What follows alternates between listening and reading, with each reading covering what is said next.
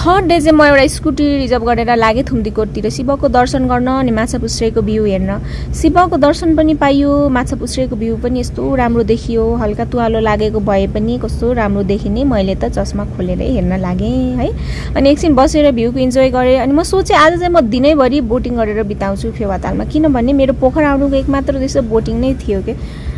अनि बोटिङ सिक्दै बकुलाहरूको प्रेम जोडीलाई हेर्दै त्यो दिन मैले सनबाथ पनि लिनु परेको बोटमै बिताएँ। अनि त्यहाँ पर चाहिँ मान्छे मरेको गाड्ने र पोल्ने ठाउँ रहेछ कि त्यो परको कुनामा। त्यति गर्दाखेरि बितिहाल्यो दिन। अनि मैले लेक साइडमा आएर सनसेटको भ्यू इन्जोय गरेँ। अनि त्यहाँ स्ट्रिट फोटोग्राफर भाइहरूले फोटो पनि खिच्नु रहेछ क्या, हल्का मोडल पनि भइदिइहालौँ न भनेर भएँ। अनि चिया खाना गरेको आज चाहिँ मै आगो बाल्छु भनेर आगो बाल्नतिर लागेँ। बल्यो आगो, चिया पनि खाएँ है। अनि बेलुका चाहिँ किङ्समा आएँ, एउटा जोडी यस्तो राम्रो डान्स गरिरहेको रहेछ। आहा।